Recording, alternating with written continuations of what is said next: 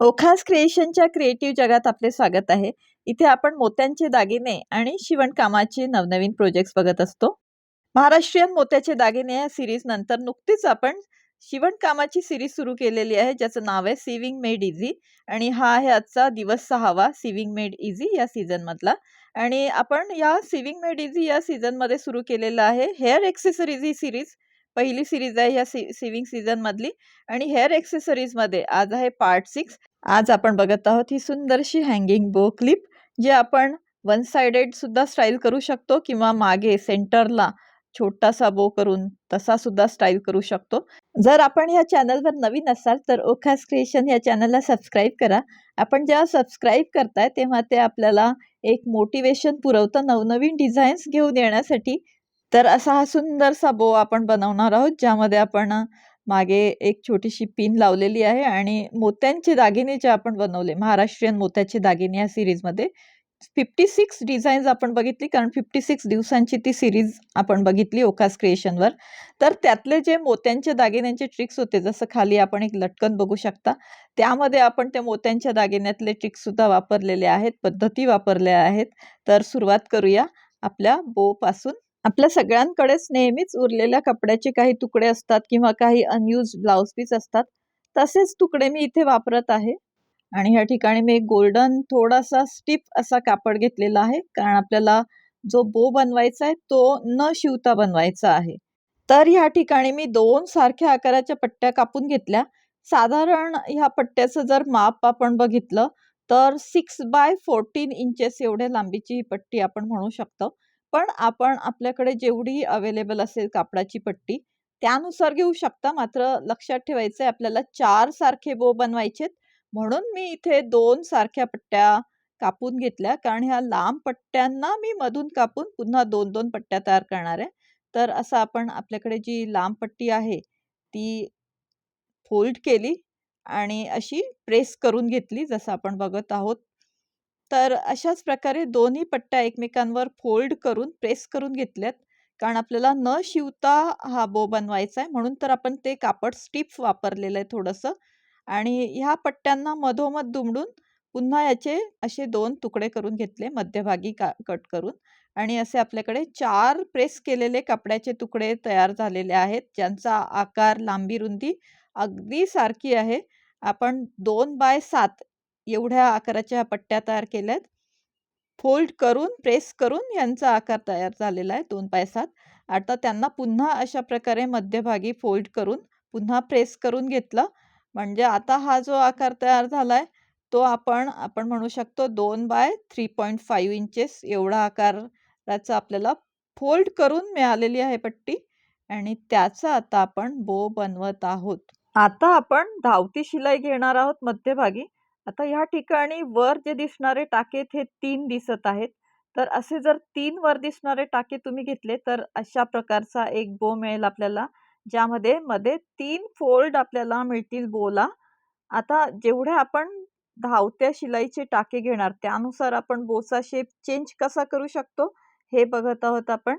तर ह्या ठिकाणी वर दिसणारे 3 धावते टाके होते शिलाई घेताना, मोठे मोठे टाके घेतो आपण. तर असा 3 फोल्डचा बो तयार झालेला आपल्याला दिसत आहे. बो तयार झाला की त्याच्या भोवती एक 5-7 वेळेस दोरा गुंडाळून मग आपण गाठ मारून घेणार आहोत अशा प्रकारे. आणि गाठ मारल्यावर धागा लगेच कट न करता पुन्हा त्या बो मधून एकदा सुई पास करणार आणि मग धागा कट करणार. ही झाली आपली पहिली पद्धत बो बनवण्याची, ज्यामध्ये 3 फोल्ड असलेला बो तयार केला आपण. अतिशय सुंदर दिसत आहे आणि मला हा 3 फोल्ड असलेला बो जास्त आवडतो, म्हणून मी आज हाच बो वापरणार आहे. पण तरीही जर आपल्याला 2 फोल्ड असलेला बो हवा आहे तर तो कसा करायचा, तर बघा या ठिकाणी 2 धागे वर दिसतील असं आपण शिलाई घेतलेली आहे. धावते टाके जे मोठे मोठे घेतले तेव्हा अशा प्रकारे आपण 2 वर टाके दिसतील अशी शिलाई घेतली आणि मग त्याच्या भोवती गुंडाळून आपला बो सिक्युअर केला. आणि इथे आपण बघू शकतो आपल्या बोला 2च फोल्ड आलेले आहेत, म्हणजे हा झाला आपला 2 फोल्डचा बो तयार. पुन्हा गाठ मारून घेतली आणि पुन्हा सुई बो मध्ये पास करून मग धागा आपण कट करणार. तर अशा 2 वेगवेगळ्या प्रकारे आपण बो तयार करू शकता. आपल्याला जोही आकार आवडला, 2 फुलचा किंवा 3 फुलचा, तसे सारखे 4 बो आपल्याला तयार करायचे आहेत. तर हा आहे 2 फुलचा बो आणि हा आहे 3 फुलचा बो. दोन्ही बो अतिशय सुंदर दिसतात. आपल्याला जोही आकार आवडेल तो आकार आपण करू शकता. मी या ठिकाणी 3 फोल्डचे सगळे बो तयार करणार आहे. चारीही सारखे बो 3 फोल्ड असणारे मी करणार आहे. तर इथे आपले चारही बो तयार झालेले आहेत. आता या ठिकाणी आपल्याला मोत्यांचं लटकन करायचंय आधी आणि मग आपल्याला बो एकमेकांना अटॅच करायचे आहेत, कारण आपलं नावच आहे हँगिंग बो क्लिप. तर त्यासाठी म्हणून आणि क्लिप असल्यामुळेच आपण छोटे छोटे बो तयार केलेत, नाहीतर आपण मोठे बो तयार करत असतो, पण क्लिप आपण तयार करतोय म्हणून छोट्या साईजचे बो आहेत हे. तर इथे सुरुवातीचं जे मधलं लटकन आहे ते तयार करण्यासाठी आधी 5 मोत्यांचं असं फूल तयार करून घेतलं. आता ह्या ठिकाणी मी 4 mm साईजचे मोती वापरत आहे. आपण आपल्या आवडीनुसार मोत्यांची साईज कमी जास्त करू शकता. मी गोल्डन मोती घेतलेत. आपण आपल्या आवडीनुसार व्हाईट पर्ल सुद्धा वापरू शकता. तर हे मोत्यांचं एक फूल तयार झालं की सुई पुढच्या 2 मोत्यांमधून पास करून आपण एक्स्ट्रा धागा कट केला आणि आता त्या मोत्याच्या फुलाच्या सेंटरला मध्यभागी एक मोती लावण्यासाठी असा एकुलता एक मोती घेतला आणि अपोजिट मोत्यामधून आपली सुई पास केली. आता हे मध्यभागी एक मोती असलेलं फूल तयार झालेलं आपल्याला दिसत आहे. असंच फूल आपल्याला बॅक साइडने सुद्धा बनवायचंय, म्हणजे मध्यभागी मागच्या बाजूनी सुद्धा एक मोती लावायचा आहे. तर त्यासाठी पुन्हा सुईमध्ये एक मोती घेतला आणि त्याच्या अपोजिट डायरेक्शनच्या मोत्यामधून सुई पास केली. आता हे असं 3 डायमेन्शनल फूल तयार झालेलं आपल्याला दिसत आहे, जे की सगळीकडून बघितलं तर अतिशय सुंदर असं गोल आकाराचं फूल तयार झालेलं आहे. तर हे फूल आपण सेंटरला ठेवणार आहोत, म्हणून ह्या फुलाच्या सिक्युरिटीसाठी आपण पुढच्या 2-3 मोत्यांमधून सुई पास केली आणि गाठ मारून घेतली आणि पुन्हा पुढच्या 2-3 मोत्यांमधून सुई पास केली आणि आता आपण ह्याला मोत्यांची एक लाईन तयार करणार आहोत. जेवढ्या लांबीची पाहिजे तेवढ्या लांबीची आपण करू शकता. आता असे आपण मोती घेत आहोत आणि हे आहे आपलं पहिलं फुलाचं लटकन आणि त्यानंतर अशाच प्रकारे मोती एक एक लावून आपण हे सगळे जे आपले बो आहेत ते एकमेकांना जोडून घेणार आहोत. तर अशी आपली जेवढ्या लांबीची पाहिजे तेवढ्या लांबीची मोत्यांची माळ तयार करायची आणि सुई आपल्या बोमधून अशा प्रकारे पास करायची आहे बरोबर मध्यभागी, कारण हा बो सरळ राहिला पाहिजे त्याची आपण काळजी घेणार. पुन्हा सुईमध्ये 4 मोती घेतले. आता बोच्या साईजनुसार इथे 4 किंवा 5 आपले मोती येतील, त्यानुसार आपण घेणार आहात. तर असे 4 ते 5 मोती घ्यायचे आणि लगेच अपोजिट बाजूने पुन्हा सुई पास करायची त्याच बोमधून, म्हणजे आपल्या बोच्या सेंटरला अशी मोत्यांची लाईन तयार होणार आहे. आता सेंटरला मोत्यांची लाईन तयार झाल्यावर पुन्हा आपण तशीच मोत्यांची माळ तयार करणार आहोत, कारण आपल्याला आपला जो दुसरा बो आहे त्यामधून आता सुई पास करणार आहोत ही मोत्याची माळ होऊन झाल्यावर. तर त्यासाठी आपण सुईमध्ये काही मोती ओवून घेतले. आता इथे आपण लांबी आपल्याला हवी तेवढी घेऊ शकता आणि ती सुई आपण पुढच्या बोच्या मध्यभागातून पास केली अशा प्रकारे की बो सरळ राहील, कारण आपण हँगिंग करणार आहोत तर बो सरळ राहिले पाहिजे. आता पुन्हा आपल्या सुईमध्ये 4 ते 5 मोती घेणार आणि सुई त्याच बोच्या अपोजिट डायरेक्शननी पुन्हा पास करणार, म्हणजे आपला जो मध्यभाग आहे बोचा त्यामध्ये सुद्धा त्यावर सुद्धा एक मोत्यांची लाईन तयार होत आहे अशा प्रकारे.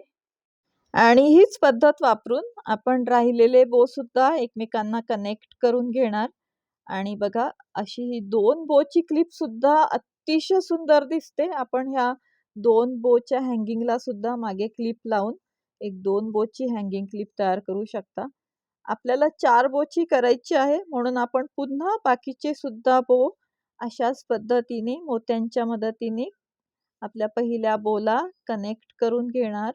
आता या ठिकाणी मोत्यांची माळ बनवताना माझा धागा कमी पडला, म्हणून मी आपल्या ह्या धाग्याला व्यवस्थित गाठ मारून घेत आहे, कारण इथे आपल्याला नवीन धागा आता कनेक्ट करावा लागेल.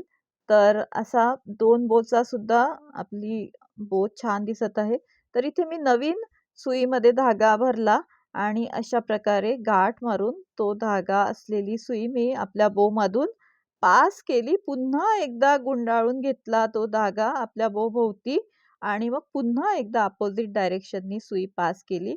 याने आपल्या धाग्याला मजबूती राहणार आहे. कारण हँगिंग बो क्लिप आहे ही धाग्याची मजबूती अतिशय महत्त्वाची आहे.